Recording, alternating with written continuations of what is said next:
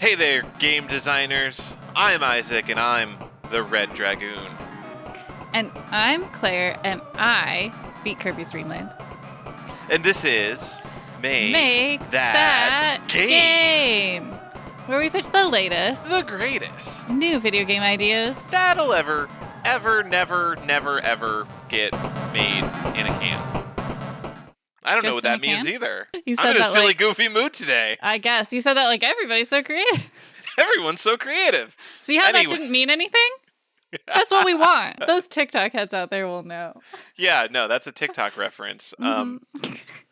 Speaking of TikTok, I have a game idea to Wow, pitch. you didn't even give me a chance to ask about it. You must be pretty Yeah, excited about this I game am idea. pretty excited about it, and I'm hoping that you'll see the creativity in how this Okay. has nothing I'm to do already with TikTok. Yeah, I'm very intrigued to kind of piece that together.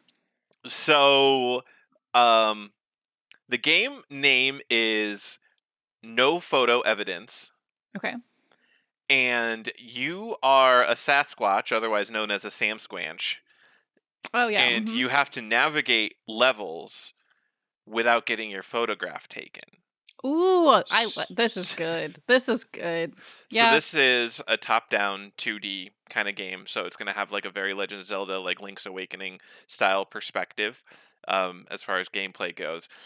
And the levels will consist of, a series of areas where there will be tourists with cameras, like either taking pictures, and so like they'll be on like a pretty consistent timer. Like there's different kinds of obstacles, but like a basic obstacle example would be there is a tourist taking pictures of like their family. So when the picture is taken, a flash will fill an area, and that is your cue as the player to say, okay, if I enter this flash area when the flash happened, I would get a picture taken of me, and I would fail the game or lose hit points or whatever metric it ultimately has. So the goal is to like figure out where these flash areas are and then figure out the timing on how to avoid them. So if there's a very large flash area, you might not be able to get completely across it in one go. So you have to like analyze the situation and say, okay, there's a bush that I can get to before the second like flash, and then I can run to the other side and no one will notice me. Like no one will get a picture of me. There might be extremely difficult areas, like let's say you're on the street in a city for some reason, being a Sasquatch, and a bunch of paparazzi are taking pictures of a celebrity. So there's like tons of flashes going off constantly, and then you have to figure out like, okay, here's how I get through this pattern.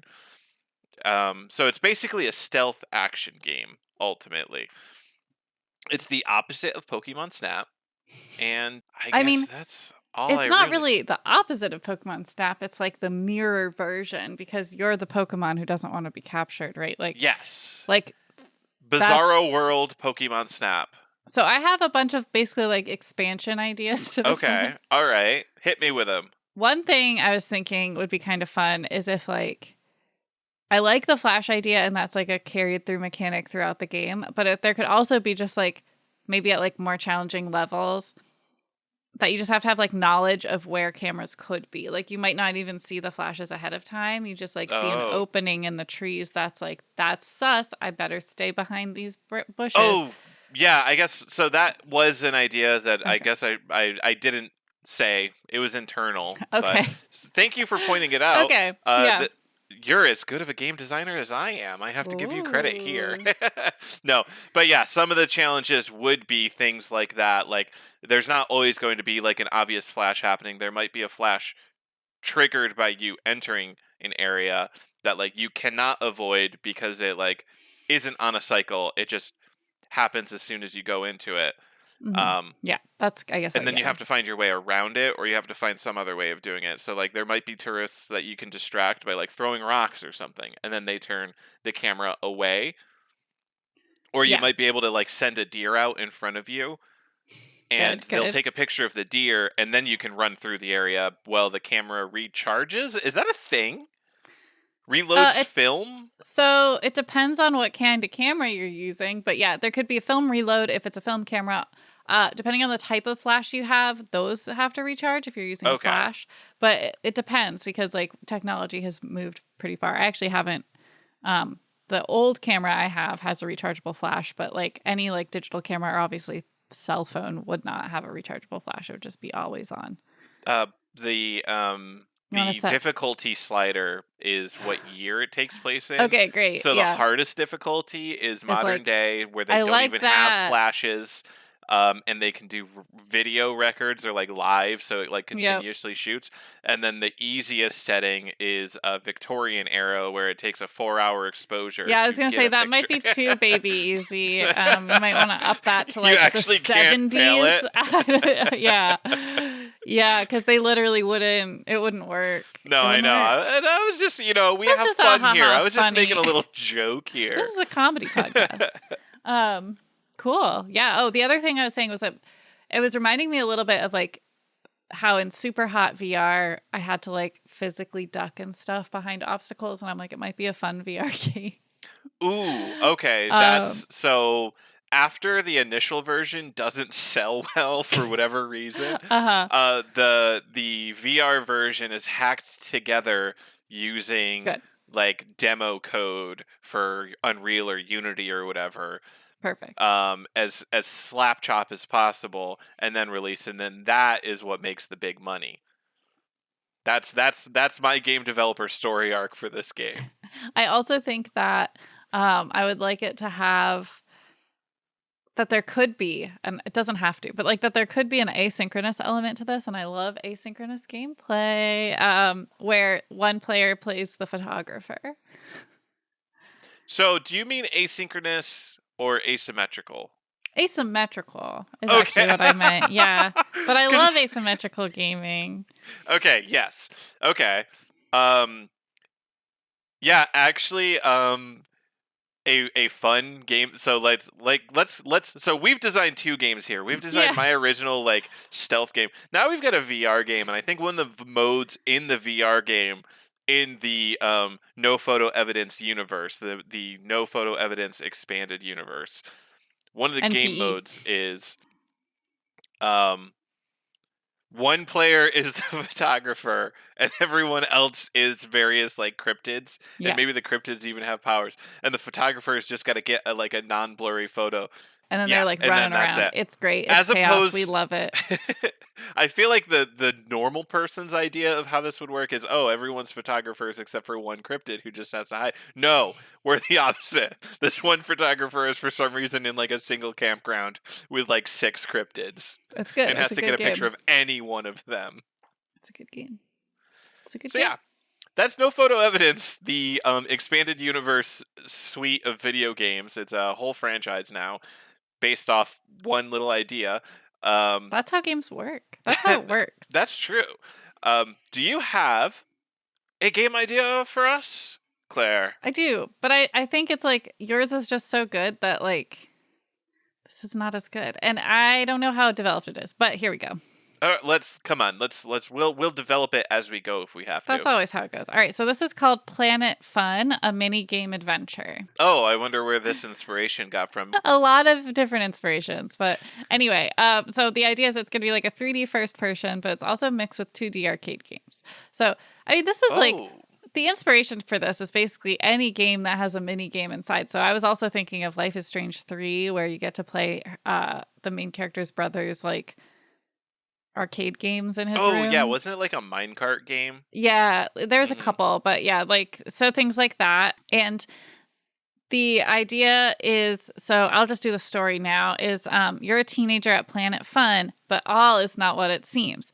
So this is inspired by mini games. So like Kirby's Dreamland has a bunch of mini games, and like I said, like there's just a lot of gamers love to put games in games, I guess, Yeah. because this happens quite a bit. Gameception. Gameception. But it's also based on the Lotus Casino chapter in Percy Jackson. So like if you don't want Percy Jackson's scroll away or whatever. But Skip 45 seconds. yeah, and but yeah. I mean if you know the Odyssey, the lotus flower, like lotus eaters, like you eat the lotus and then you like forget stuff. So the Percy Jackson universe, they turn it into a casino where like you don't realize that time is passing, you stay forever young, and you're just like playing casino games and eating nectar and blah blah blah. Okay. So basically, the Planet Fun is kind of this like, it's like designed as a trap. So it's supposed to like keep you there, but you don't know that when you first start the game. So the games start out as fun and simple, but eventually will blend into real world story. This is the part I don't have like the full story idea, but that like you'll kind of like in Sailor Moon, where the Sailor V game is like teaching them things. So like the game will start to give you clues about like why you're trying to be held captive, or like the fact that you even are like captive in this arcade and you can't remember why, and like all this like deep lore. Okay. But it's starting to come out in the video games you play. And then also like the longer you play games, the harder it becomes not to play them. And not just because they're fun, because they will be, but like the design of them. So like whether it's like the menu keeps changing, so like you try to exit the game, but it's like the exit button is on the opposite side than it was last time, or like all these different things. It like hides from you, it runs away. Yeah, things like that, like as it gets harder and harder. Or like the triggers, like the hitboxes for if you start to play a game, right? Because usually you have to like walk up to a game and hit A. They're going to get like bigger and bigger. So it's like you can't navigate the arcade without having to play like at least one level in these games. And so that's kind of how it like progresses into this like panic of like, oh my God, I'm stuck in this arcade. And you have to find your way out of the arcade. That's the game. So is the sinister, so I'm not sure if you've got this plan, but is the sinister goal of the arcade or villain or whatever that you become an arcade game yourself? So I didn't have that planned, but I mean, that's kind of fun. And then you could have like some cool graphics of that. Right. Some horrifying graphics. What I'm thinking here is like the reason the arcade games are like giving you hints and stuff is that it's previous people who were trapped in them. Oh, that's good. So yeah, you don't become an arcade game, but you become like part of an arcade game. And like the way that the games could merge into the real world story, so like you are a first person shooter who's like character, right, who's going a first person character, it's not a shooter, but like you navigate like different areas of the arcade in first person, then play the games. But like let's just use Mario Brothers as an example, right? The opening screen is pretty recognizable. It's the green ground. You walk a little forward, there's a block, and a Goomba walks towards you. Maybe later in the game, as you're becoming more and more merged into this system, that let's like, we're using Mario as an example. You played Mario as like one of the early games in this arcade, and then that sequence happens to you in real life. Like you exit, you open up the arcade door to leave, but instead of being like the street or paved area of the carnival or whatever, it is a green area and a mushroom monster is walking towards you, and there's a block, and then you have to do that in the first person mode. You replay certain aspects of games that you played again in the first person mode, and then you have to beat those to escape. I think I would only want that for like the end, the very right. This very would end. Be like this would be like the final, like this is the escape area. Right. I wouldn't want any other time. But yeah, and I think the design, I like that. I think the design challenge of this game is that you have to design many games. Yes, which is, good for what we do, because we have a whole suite. That's true. Like we'll listen to the last 54 episodes. I don't know if we're up to episode 54. I think we're like 40 something. Yeah, 40 but, something. We listen to all of the rapid fire rounds, and each one of those is one of the arcade games. I mean, as long as they're like the 2D. Yeah. We've designed a lot of arcade style games though, so I think that would be pretty good. Great. Well, anyway, that's, trippy. That's the game. I like it. Yeah. That's the one. I should expose you. There's a game that's similar in concept. Like obviously not exactly the same, but it's called Pony Island. And I should show you after we record this, because I think I have it on Steam. Oh, okay. Or maybe on PlayStation. Anyways, we've both pitched our games. Yes, what else is there to do on this stinking podcast? We're done, right? Pack it up, pack it in. I mean, that's a good question. And what we tend to do on this show is ask questions. Oh, shoot. Wow, what a segue. That was a segue. We're getting so good at segues, listeners. Very good. So, yeah, I actually have a question for you, Isaac. Oh, hit me with it. This is based on Breath of the Wild, which I almost called Links of the Wild again. We're getting there. So if you haven't been following along, To me, the Zelda series is not the Zelda series. It's the Link's Awakening series because I cannot Link's Awakening. I don't know my brain, and like it Good. sounds like I'm doing Perfect. it as a bit, but I'm not. It's my No. my brain will first think Link's Awakening, then I have to be like, that's not the game, and then I have to think the next level. So now it's becoming Link of the Wild, and I'm just like slowly getting to the right. At this rate, in 3 to 7 months, she will be saying Breath of the Wild. But then It'll I'll be call good. all the games Breath. All right, so Link's Awakening. No, I'm kidding. That was a joke. Based on Breath of the Wild, the weapon system in Breath of the Wild, your weapons degrade over time. So they break as you play. The more, and different weapons have longer lasting abilities, but they're all going to break, including bows for shooting arrows, shields, all that good stuff. They all break. Now, Isaac was like, oh, you've never played a system with breakable like weapons before. And then I said, yes, I have. Animal Crossing. Now, they're not really weapons in Animal Crossing, but like when you play Animal Crossing, your net or your ladder or your watering can, like those will break over time the more you use them. So I wasn't completely like unaware of this mechanic, but I did want to ask, the question is, do you think this is a good mechanic? Like, is it like good for the story? And then also, good or bad, what is it saying about like the design of the game? Like, why would a game designer choose to make tools or weapons basically like breakable or need of replacing? So there's a couple different reasons. I'm going to tackle the latter one first. There's a couple different reasons why you would want this in your game design. For like a survival game, you want it because it encourages the player to constantly be seeking out new resources to repair their existing weapons, forge new weapons, replace weapons, etc., etc. So like Valheim is an exploration or is a survival game example. Off the top of my head, I don't actually know if it has durability in this Durability sense. is the fancy way. I I'm kept I'm saying trying to. breakable. Wow, why don't I remember if it's got it? I don't know. I But was I was actually trying to remember Subnautica, and I couldn't remember how they do it. I think some things you have to repair, but I know that most things last.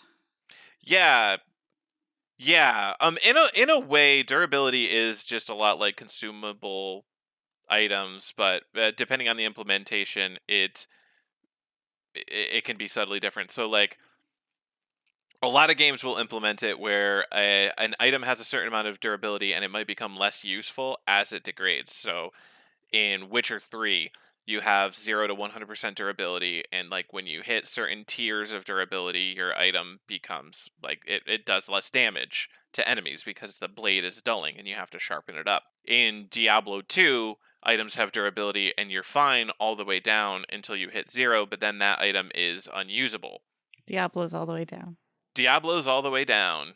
That's a game pitch from an earlier episode, right? No. Oh, no, that was called Dig Devil Dig. That was a long time ago. Yeah. Anyways, throwback. Um, so in Diablo 2, what that is more of a resource sink. So the game designers have kind of created this thing where, oh, we want to reward you with so much gold and loot that you can sell for gold and stuff, but we also don't want you to grow exponentially out of control where you can just buy whatever you want. So what we'll do is we'll make it so every once in a while you have to spend a certain amount of gold depending on how powerful your items are. Take that out of like your personal economy and yeah, just kind of like slow you down from there. So like you can't just hoard, oh, I've got 1 million gold, I'll just go into the next town and buy the best armor piece that they've got. No, you Mhm. have to you have the indirect method of taxation. Wow. Disco Elysium, internalize that thought of, oh, I've gotten 10,000 gold pieces, but I have to spend 7,000 of that to repair my armor and sword. And then World of Warcraft does this to keep the economy somewhat tame. So because that's a massively multiplayer game, every character is earning gold from killing monsters. The gold just kind of spawns. They don't have like a central bank distributing gold to monsters. So because the money goes infinitely high, they need some method of removing some of that money from the economy so things don't inflate out of control. So they make it so that your weapons and armor have durability. Mhm. So, you do a raid, you get 1,000 gold pieces worth of equipment, but oh, because you're at the maximum level with the best gear, it actually costs 900 gold pieces to repair all of your equipment. Okay, yeah. So only 100 gold is added into the in-game economy in that completely made up example, instead of 1,000 gold being added into the in-game economy. So basically Um, it's a fight against inflation. yes, yes, in many games it is. But then to go back to the survival point, that is just incentivizing players to constantly seek out resources. Because if you were playing a game where you could get the iron sword and then you never had to repair the iron sword never broke, you could just use that forever, maybe that you are no longer encouraged to go seek out more iron. Like after a certain point, you never need to delve into the swamps to gather swamp iron. um, you might go out and get steel because steel is the next tier, but it does not encourage you to like return to these excursions. And that's a way that they can like fluff out how long you stay inside of a survival zone. So like survival games often have like different zones and that's like the difficulty of the game. So in the Valheim example, and again, I'm not actually sure if durability applies to Valheim. For some reason, I can't remember off the top of my head. It's been so long since I played it. But this design is in a lot of survival games, so I'm just going to use it as an example. You start with the plains, and the plains have like stone and wood as the only resource. Then you have to go into the forest to get bronze, and then from the forest you go to the swamp to get iron, and then like that's the progression. But let's add durability into the mix in case Valheim doesn't actually have durability. You might only go into the forest just long enough to get enough bronze to make one weapon and then immediately run to the swamp. And then, you know, you've played 45 minutes of this content where the game developers might want to slow you down and be like, "Okay, we want them to spend like a solid chunk, like if this is supposed to be like an 8-hour game beginning to end, we want 2 hours in each of the four zones." So to drag out the amount of time that you spend in the forest collecting copper, they make it so like, oh, in order to get an entire set of copper equipment, you need a stone pickaxe, and then your stone pickaxe breaks like every time you get like 3 pieces of copper, effectively. So you need to continuously seek out stone to build new pickaxes, and it extends the amount of time that you're playing like the same content.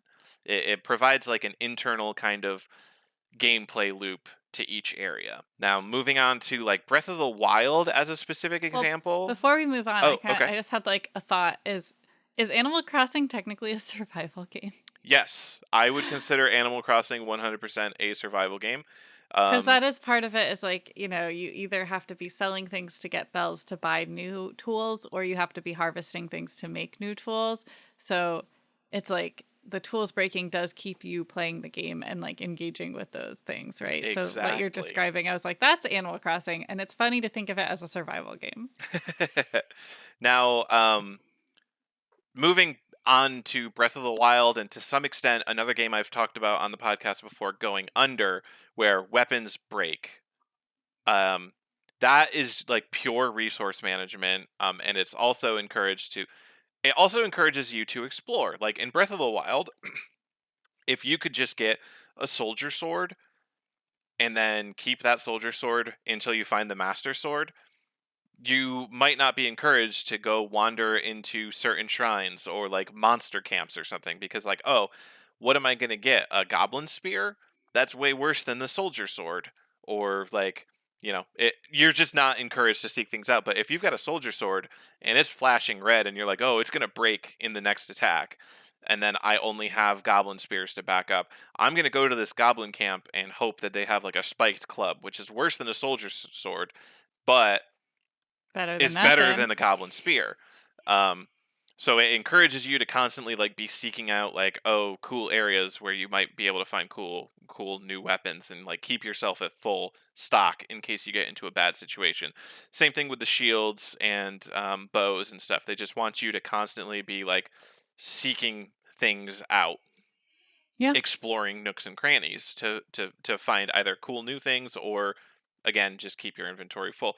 Going under is slightly more frenetic. It's the same kind of concept. You have a bunch of weapons that are scattered all over the place, and each one has a pretty severely limited durability, like only a couple hits. But that, because it's a roguelike, it's not really to make you explore more. To an extent, it is so that you are encouraged to like open up every room on a floor instead of just continuously going downstairs as soon as you find them. I'm going to step back and explain what I mean by that for those not familiar with roguelikes. Um, a lot of them are oriented in such a way where like it's a randomly generated layout of randomly generated rooms. So you enter a floor, you have the starter room, you go into the next room, and it's got, one of a couple dozen variations. So it's like this room has two shelves that block movement, and then it's got three goblins in it. And then you fight the goblins, and then it opens up the doors like in the other three directions, and then the next room has a randomly generated layout or a pseudo randomly generated layout, etc., etc. And then one of the rooms has a staircase to go down to the next floor where the process begins again. If you don't have these various ways of encouraging players to explore more, then they just beeline, they find the floor down, and they go down. A lot of roguelikes do this just by having like a treasure chest somewhere on the floor. So your goals are A, find the treasure chest, B, find the staircase. Because you want the item in the treasure chest because they're powerful items. In Going Under, they specifically are like, okay, there's tons of items, but you have very limited durability. So you pick up a stapler and you can shoot like 6 staples. And then you have to pick up a chair, and then that you can bash like 3 enemies in the face with it. But then you have to find something else, etc., etc. And you're constantly getting new items to proceed through. So it encourages you to explore to find the best, most durable items. And then use those for as long as you can, but constantly be on the lookout for new items. Similar to Breath of the Wild, but not exactly the same. Yeah. Yeah. That's all the examples I can think of, Okay. and the design philosophy behind it. I believe there was a second I part to was that asking, like, is question. it good? But I feel like that's a bad question because it's like it could be good in some instances. I think Yeah. I could just give my opinion, I guess, or experience of gameplay with it. I would say, because I only really have Animal Crossing and Breath of the Wild to reference for this. And in Animal Crossing, I find it incredibly annoying. And someone made a great point on like a post 100 years ago that was like, why do watering cans break? Like, it's very different. Like, you can imagine that a homemade axe is not going to hold up for like very many treat shops, right? But like, Mm-hmm. watering cans can Yeah. last so long. Like, I just don't really like, it doesn't really make logical sense that that one would break. um so I think, like, though I see the benefit of like why they would have it, because it kind of keeps you collecting things in the game, like you were saying, it's frustrating because Animal Crossing in general, and what I've said before about it, though I love the game, it just is so repetitive that it's hard Yeah. for me to like play it for forever. But I know it's like not the case for everyone. So this is just one of those other like repetitive tasks where it's like more annoying than exciting. Like, it's not like, oh boy, I get to go like chop more wood. It's like, oh my god, are you kidding me right now? It just like slows down your progress, whether you're doing like terraforming or you're trying to build furniture or something, or you're harvesting stuff and all of a sudden it breaks. You have to go all the way back to somewhere to either buy it or build a new one, and it's just anyway. So I don't find that super pleasing, but I was completely a fan of it in Breath of the Wild for a while. I thought it was like very cool. Mm-hmm. And I Because think it encouraged you to go out and explore, right? because of that, and also because it kind of made me less precious about like weapon choice, I guess. Like, because I was like, they're Oh, all gonna yep. break anyway, so I might as well use whatever the heck I want. And like, if Yep. I accidentally throw it in the wrong direction, or it doesn't work the way I wanted it to, that's fine, because it was gonna break anyway and I can find another one. Like that was kind of fun too. It felt like I had to make less decisions, or it was easier to make decisions on what to use or try, because like, I don't know. I just, it's going to break no matter what I do. So Yep. I'll just like keep trying new things. So it does, like, that's a different way to explore. But what I started not liking about it is because, and I mean, I'm new in the game, so I'm sure there's a place you can buy weapons at some point. But currently, the only thing I've been able to buy is arrows. But I Yeah. can't buy like bows or swords or anything like that. I And do. Oh, go ahead. Oh, I was going to say that I got to a point where I literally had like no weapons. Like I had like 2 torches. And that's really tough because yes, like exploring gets you things you can use to fight with, but usually you have to beat enemies in order to like get those items. And so beating an enemy with 2 torches is like near impossible. So like Yeah. that was a challenge I thought where if I'm very low on weapons because they're breaking all the time, where does that leave me if I need to find more? Like there's no easy way or like in game. I mean, I don't want to say easy because I understand why they don't want it to be easy, but it's like also like I do need a weapon in order to progress to find more weapons. So for their design in Breath of the Wild specifically, I do know that there are certain areas, and I think you have to do certain things to actually unlock them. But there are certain areas where you can consistently get a Yeah. weapon. Like every day, I think a new weapon spawns in that I did location. find so like the horse stable has nearby a field of just swords sticking out of it. Oh, So that's I think one of those places. okay, yeah. So yeah, there's ways that you can.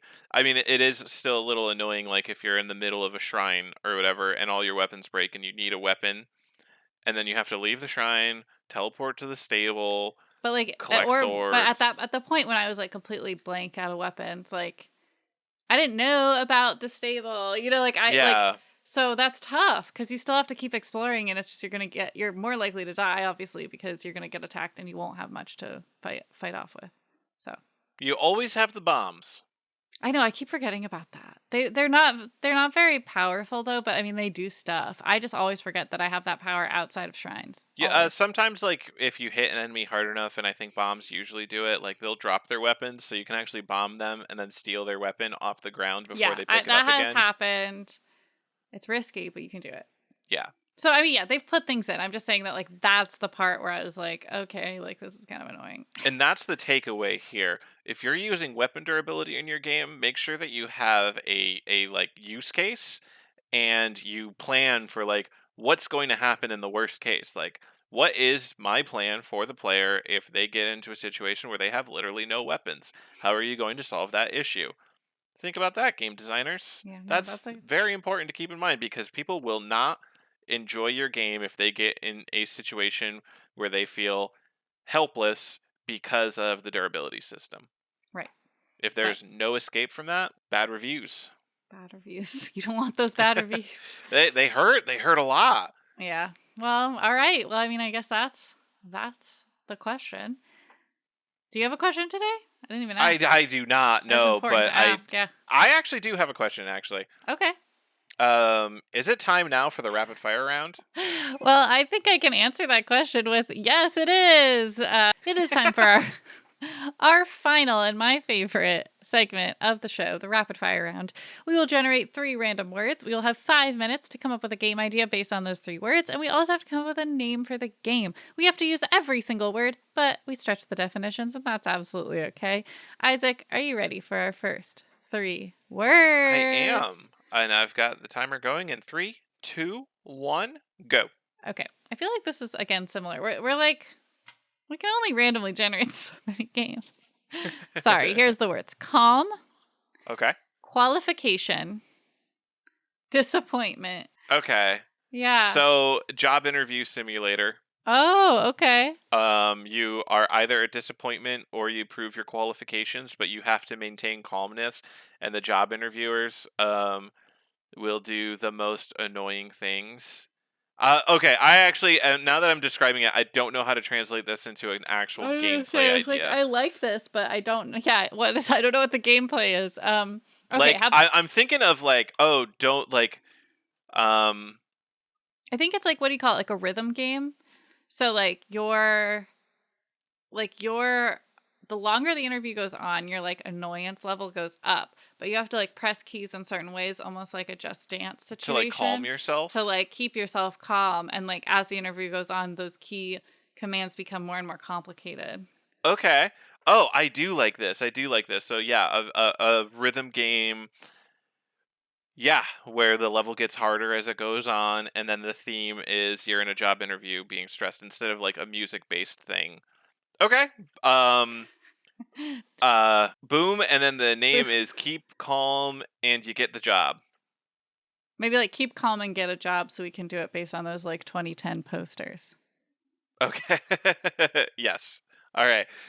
Boom. With 3 minutes and 20 seconds left on the clock. That was almost too First fast. game. We might be getting too good at this. Yeah. No, we're gonna have to find some way to like change Up the change stakes. We have to game design our game. 3 minutes. No. All right. Are you ready for our next 3 words? I'm ready in 3, 2, 1, go. Bread, allowance, Okay. occupy. Now this will be the third game about bread that we've had. I think it might even be more than that, but it's definitely at least 3. Wow. We need the bread fact checkers to come and analyze our podcast. So allowance, bread, occupy. Allowance, bread, occupy. So I mean, like bread and occupy obviously makes me think of Les Mis, right? Because you stole a loaf of bread, then you occupy the barricade, right? Like, but I don't know where allowance comes in. Isaac knows. Isaac's got an idea. Well, I don't know where the allowance comes in, but I do like the idea of somehow making this Les Mis. What's the daughter's name? Cassette. Cassette. So you are playing Cassette.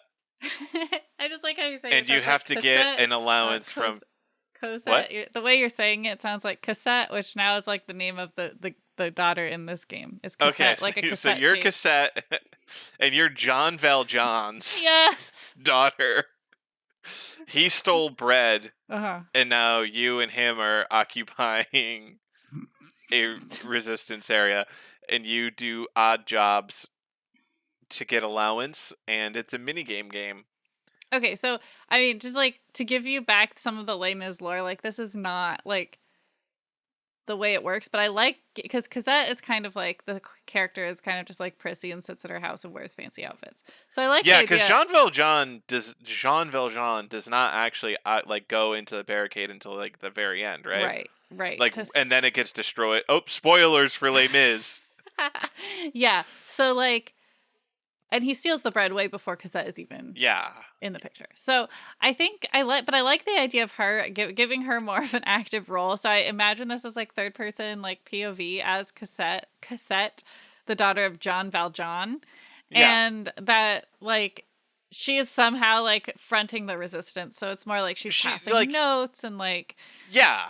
Delivering notes, cleaning guns, acquiring guns or food, including bread. But then also theft. Maybe there's like a stealth thing of like John Valjean can't know that she's doing this because he would stop her because he would want to protect her.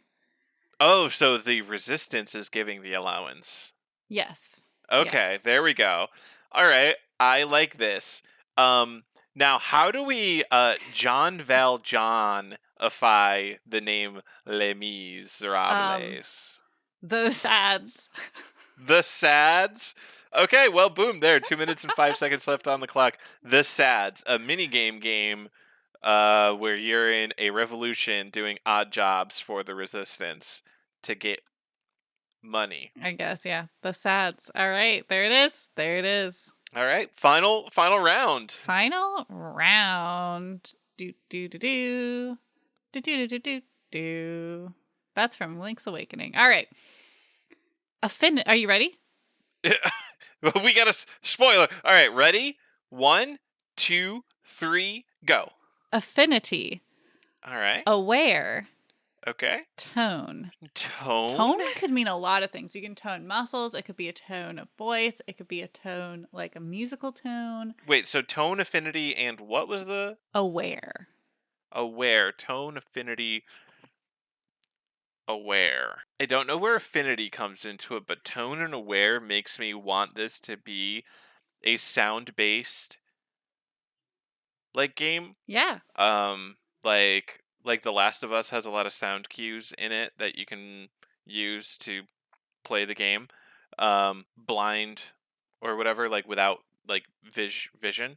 Well, so it specifically has an accessibility feature in which people can play who have. Oh, that's specific. For some reason, I thought it was like part of the core gameplay. No. And then accessibility also expanded it to like include. Well, so more I things. think it's part of the gameplay in the sense that like sound is a big part of the game. So, but it was like very cool. Basically, they created like where things you're supposed to find have like sound, so you can tell how close or far you are from it just by Okay. listening, and it would automatically read text and stuff. So yeah, it was cool. Yeah, so I'm thinking something like that, but I guess incorporated into like the primary design rather than just accessibility Yeah. features. Is a game with minimal, if any, like actual visuals, um, where you're navigating via sounds. But then I don't know where affinity comes in. Yeah, I googled it because I was like, honestly, I don't even know exactly this word very very well. But it says a spontaneous or natural liking or sympathy for someone or something. Example, he has an affinity for the music of Berlioz. Okay. Also a similarity of characteristics, suggesting a relationship, a building with no affinity to contemporary architecture styles. Okay. And then finally, a relationship, especially by marriage, as opposed to blood ties. I mean, I think this is where like we need the motive, right? Because we kind of have the gameplay design like, okay, like you can't see very much, but it's all tone based on as you're navigating the world. I just remembered that M Night Shyamalan, Shyamalan. Shyamalan. It's just Shyamalan. Like Shyamalan. the Y is like silent. Okay. The Village was about a blind woman navigating a forest with like creepy monsters about. And so the gameplay could just be Slender the Slender Man game that Yes. took the internet by storm Uh-huh. some years ago. Where you have to like collect various things like in a creepy forest area, and then there is a monster lurking around, and you notice the monster via the sound it makes, because in that game I believe static, like as it got closer to you, like there was a staticky sound. And then if you make that sound directional, I'm not sure if it was in the original one, like you can tell where the monster's coming from and be able to flee it. Maybe you have like an affinity for killing monsters. Kind of like in You Pokemon, they're always you're like, so good at "You're so this good at this. battling. You're so Wow. natural at all of it. You're just amazing." And it's like, okay, maybe it's like that, or like Okay. Guillermo in I guess spoiler. What we do in the shadows. Yeah. Yeah. Here's a spoiler. We've got 21 seconds left, and we still have to come up with a name and really fill in the affinity. Are we about to fail this one? No, let's call it What's in the Forest. And you have an affinity for killing the forest monsters that are trying to attack the village, but you can't see because it's dark. The end. So you actually have to fight the monsters? Yes. Okay. Boom. All right. With 2 seconds left on the clock, It can have weapons that degrade. and the sound cues tell you whether your weapon's in good shape or not. Yes. Well, yeah. They have that in Breath of the Wild. It beeps at you. That's true. It goes, "Boop." I actually like the idea, and we're designing after the 5 minute mark. So this at this doesn't point. count. This isn't canon anymore. Yeah, this is not canon to the game, but like when you swing it, like when you hit something, it has a different sound depending on how durable, Yeah. or how much durability Actually, yeah, it has that's left. cool. That's cool. So like a sharp knife will like thwip thwip thwip, but then like Suddenly a it'd be dull like, knife thump. will thunk Yeah. thunk. No, I like that a lot. I think it's a cool game. Yeah. Well, I think that's our show. I think that's it. Yep. Yeah. I know it's it. All right. Well, in that case, if you want to find us on the internet, or you want to send us a game idea, or you have some opinions about the show, we'd love to hear from you. So send us an email, makethatgamepodcast@gmail.com. You can find us on Twitter, Instagram, Facebook, and TikTok at makethatgamepod. You can also find us on YouTube, youtube.com/@makethatgame. You can find us on Twitch. We probably will stream again someday, I think. Yeah, no, it worked out well. It was People fun. liked it. So we'll probably, we don't stream a lot, but we'll probably stream again. Twitch.tv/makethatgame. And if you heard a game today that you think just needs to exist in this wide world of ours, we encourage you to get out there and make that that game. You were zooming.